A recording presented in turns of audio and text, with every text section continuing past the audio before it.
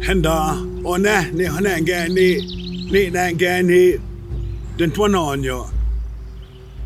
Henda do gas ni ho and what ni go ne how also would knock down. Henda do gas ni hananga ni onigio ni what ni go nanganyo. Was it in sayo hate. Henda do gas ni hananga ni dentwanonyo ni ho do gas ni hananga ni nangani higani go wanes hi oduk and dani hunangani hungwani go down. 100 acres between the levee system and the river that are generally unused. Before the Wyoming Valley flood control system was built, this was a popular spot right here near the river. There was actually a zoo located in this acreage. You can still see one of the old buildings over there. And just over that way, a very popular wading pool. Dr. Gere Reisinger and other volunteers from the Susquehanna River Watch organization are working to restore this forgotten area.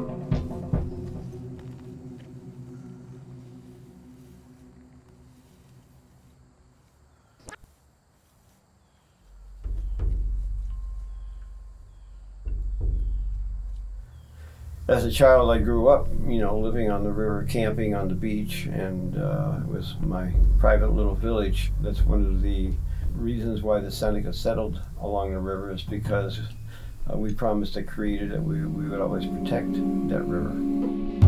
To bring to the general public the need for an awareness of the vast amount of litter, illegal dumping, and pollutions of our water that prevail throughout the Commonwealth.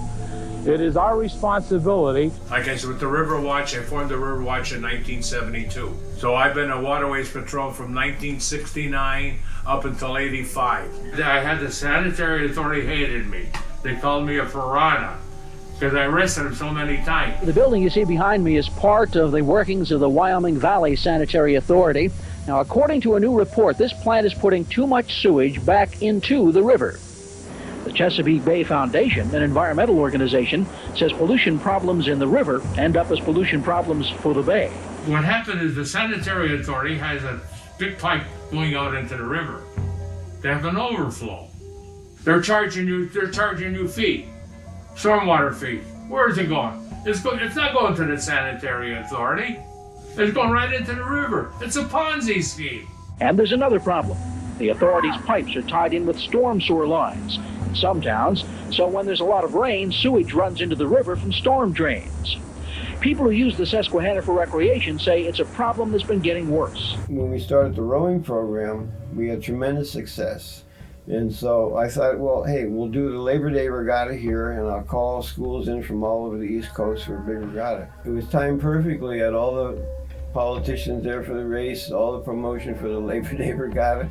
And I had to make an announcement at 10 o'clock in the morning when the races start that we're going to change the race schedule because of raw sewage in lanes 5 and 6. The head of the sewer authority was there, and the congressman asked him, what's going on here? How come the sewage is there? He says, well, I think probably everybody just flushed their toilet.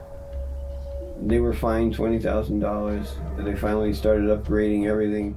Charlie Urban and Gere Reisinger and folks from Susquehanna River Watch really alerted those of us in the Chesapeake Bay work at the time to the problem of sewage coming from the Wyoming Valley Sewer Authority. And awareness about that concern from local citizens was critical to addressing the issue. Members of the Susquehanna River Watch Coalition unveiled a new poster and a plea for help from citizens tonight. And if you take a walk along the banks, you can tell that not too many people care because of all the dumping. But we should care because, after all, as the poster says, it is our river. Mark Davis, Newswatch 16.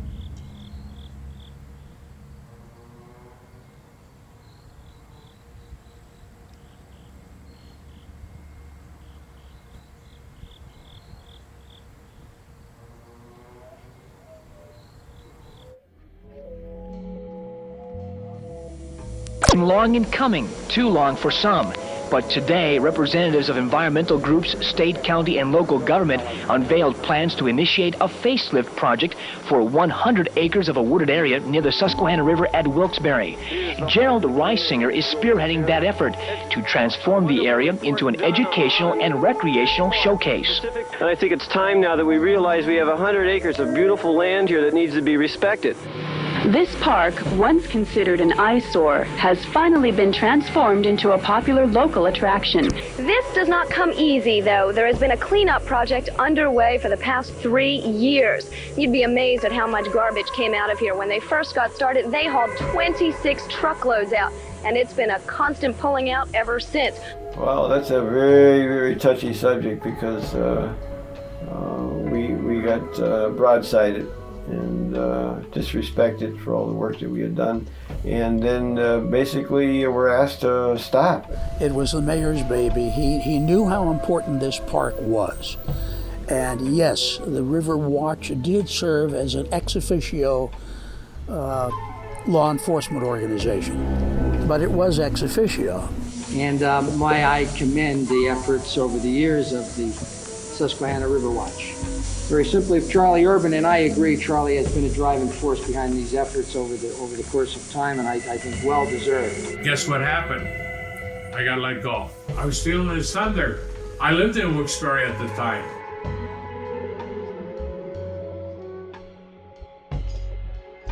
Actually, we were locked out.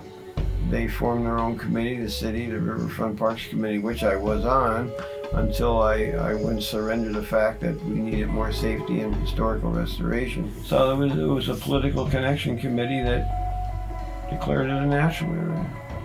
When I initially started with the Riverfront Parks Committee, the Susquehanna River Watch was also an organization that we worked together. Some of the issues came up with was how to utilize the natural area. And there were some who said, let it all just grow back, revert back to nature, and just be done with it. Then there was another faction, such as ours, that said, let's try to maintain the trails. And then there were others who wanted to bring it back to what it looked like when it was a zoo, which was completely unreasonable because, first of all, who's going to build anything down there that's going to be destroyed? Fred Morgan Kirby in 1921 donated 70 acres to create Kirby Park, and he reached out to the Olmsted brothers, probably the most famous landscape architects in all of America. From 1865 to 1950s, the Olmsted family designed some 3,000 municipal parks, and probably their crown jewel is Central Park. A lot of those park designs, across the nation were done at a period of time known as a City Beautiful movement. And those plans are worth looking at today. I mean, they were well designed, well thought out. We know more than we did then. So features like green infrastructure, absorbing stormwater, nature study, access for all people can be worked into design. So good design, good planning, the citizens coming around the common vision. I see a lot of possibilities in the future for improving Kirby Park. It's it's not what it should be, and as you know, the trails are all overgrown, unpatrolled, and garbage all over the place, and no one's keeping it up or maintaining or patrolling it. The trees down there help keep the bank in place. It's a ecological diversity down in through there. It's important to keep it that way because we want to keep it as pristine as possible.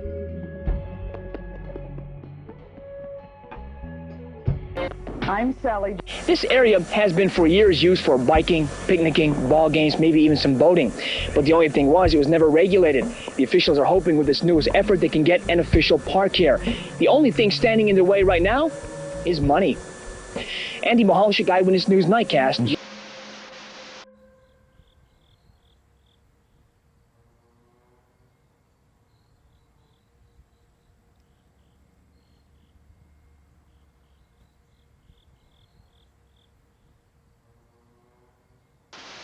Oh, this is just part of it.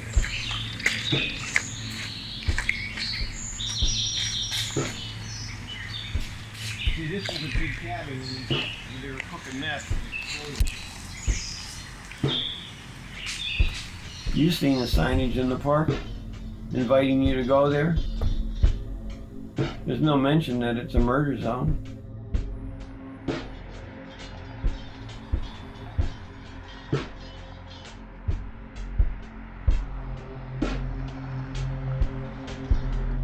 I saw people die down here.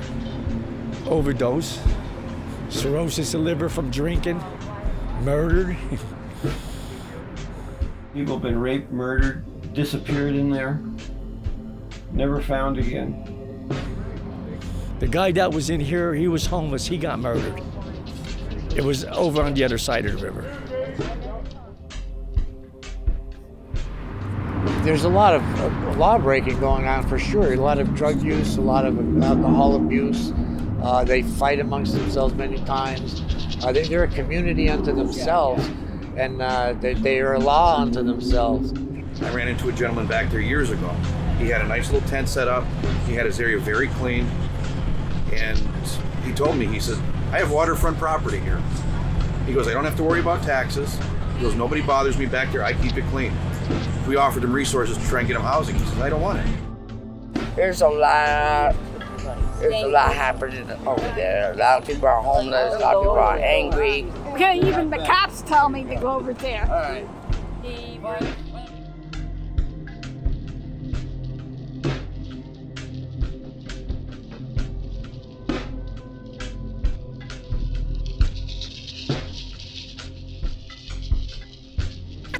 There's really not much back there anymore. I don't know. I think the homeless are back there. Homeless and druggies are back there. Probably that's why I've been here anyway. Unfortunately, you know, the stories you hear on the news of different things happening with drugs and crime and everything, and it's just some place that I don't even want to be, especially because I bring my kids here a lot. I wouldn't take my kids back there. Yeah, it's one I wouldn't go by myself. Down that way, no. Kind of scary. I've never had any bad experiences with kids our age or teenagers our age down here. We've had creepy old men in the woods. Yeah, that's about it. I walked past this guy and I was like, oh, you scared me. And then when I was walking back, he asked if he could touch me. And then we left and then we stopped hanging out in the woods. Now, Kirby Park is part of Wilkes-Barre, by the way. It's located in the area of Kingston, but it is part of Wilkes-Barre City. So it's our responsibility to bring that park back. We actually took a tour of that area when I was on city council. And he pointed out a lot of the areas that could be brought back. My grandmother grew up in the heights of Wilkes-Barre, which is where the original Seneca Village was. There were a lot of traditional healers there from all over Europe, and my grandmother was famous for being a native Seneca healer. She had 9 children, and quite a few grandchildren, but I was the one that was picked to carry on the work of the herbalist.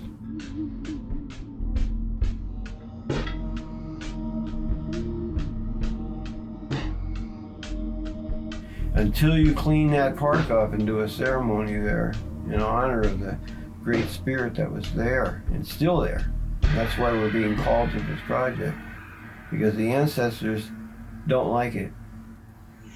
Because what we do here at Magwa-Ama, this is the beginning of the Haudenosaunee democracy is here. The peacemaker was a native person that traveled amongst the Haudenosaunee people, and he himself was a member of the Huron Nation, and his message was not received by his own people. So he decided to leave and to come amongst other nations and spread this powerful message of peace, power, and righteousness. And what he shared with all of us was what we refer to as Gayanas Hatgova. Some call it the Great Law. And simply put, the Great Law gives everyone the right to pursue a healthy mind, body, and spirit, and that everybody has these inalienable rights as a person to pursue that. Thank you. This has been Eyewitness Newsmakers.